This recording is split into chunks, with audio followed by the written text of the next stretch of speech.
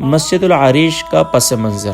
عریش کہتے ہیں سائبان کو اور چھپر والی مسجد۔ سعد بن معاذ رضی اللہ تعالیٰ عنہ نے کہا یا رسول اللہ صلی اللہ علیہ وسلم، ہم آپ کے لیے ایک عریش یعنی سائبان تیار کرنا چاہتے ہیں، آپ اس میں تشریف رکھیں، سواریاں آپ کے پاس تیار ہیں، اگر ہم غالب آ گئے تو یہی ہماری تمنا ہے، اگر خدا نہ خواستہ دشمنوں کو غلبہ ہو گیا تو آپ ان سواریوں پر سوار ہو کر ہماری قوم سے جا ملیں۔ اللہ اکبر، وہ ہم سے زیادہ آپ سے محبت کرنے والے ہیں۔ آپ صلی اللہ علیہ وسلم نے سعد بن معاذ کی تعریف کی۔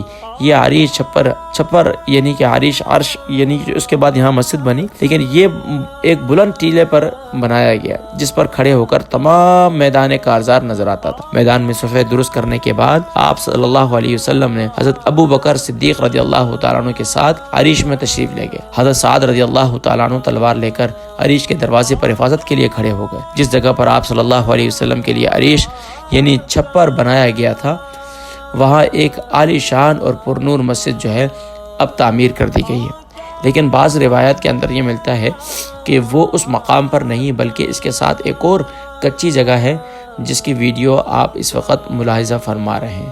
یہ وہ جگہ ہے کہ جہاں نبی کریم صلی اللہ علیہ وسلم نے یہاں پر پوری رات یہاں آپ کے لیے چھپر بنایا گیا تھا، صاحبان عریش بنایا گیا تھا، اور آقا علیہ السلام نے پوری رات یہاں دعا فرمائی۔ بہرحال نبی الملاحم صلی اللہ علیہ وسلم صحابہ کی قربانیوں کو سبحان اللہ آج بھی وہاں ہم نے محسوس کیا اور گئے، جو اس وقت آپ ماشاءاللہ اپنی اسکرین پر دیکھ رہے ہیں۔ لیکن اس کے ساتھ ہی سعودی گورنمنٹ نے یہاں پر ایک خوبصورت اور زبردست بڑی عالی شان مسجد بھی بنا دی، وہ بھی آپ ملاحظہ کر رہے ہیں۔ بہرحال یہ جو پورا میدان جو اس وقت آپ کو نظر آ رہا ہے، یہاں مارکہ حق و باطل ہوا، یہ میدان بدر کہلاتا ہے، جہاں لڑائی ہوئی اور سفید چار دیواری بھی اس کے ارد گرد میں کچھ نہ کچھ حصہ نظر آ رہا ہے۔ بہرحال یہاں پر اللہ تبارک و تعالیٰ نے حق و باطل کے مارکے کو سبحان اللہ کروانا تھا۔ پہلے مارکہ اس انداز سے ہوا، پہلے انفرادی مقابلہ ہوا، عتبہ، شیبہ اور ولید کافروں کی طرف سے نکلے اور مسلمانوں کی طرف سے عبیدہ بن حارث، سیدنا حمزہ رضی اللہ تعالیٰ عنہ اور سیدنا علی رضی اللہ تعالیٰ عنہ نکلے۔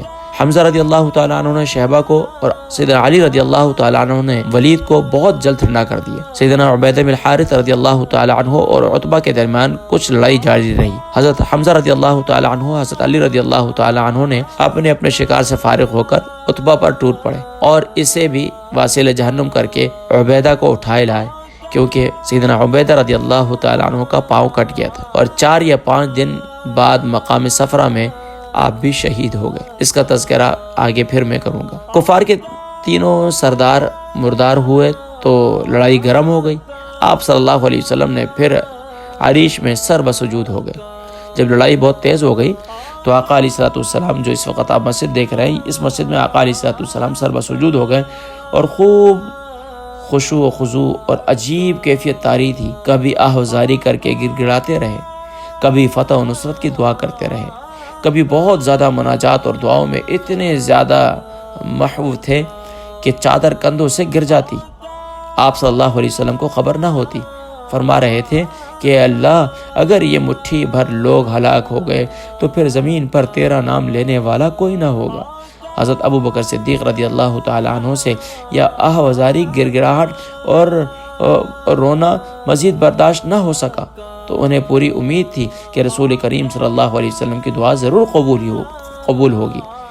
جو آقا علیہ السلام کی گری ہوئی چادر نیچے آ گئی تھی، آپ صلی اللہ علیہ وسلم کے شانوں پر دوبارہ ڈالی اور فرمایا یا رسول اللہ صلی اللہ علیہ وسلم، بس اللہ کافی ہے ہماری مدد کے لیے، آپ اپنے اللہ کے سامنے بہت گر گڑا چکے ہیں، اللہ کریم ہماری ضرور مدد فرمائیں گے۔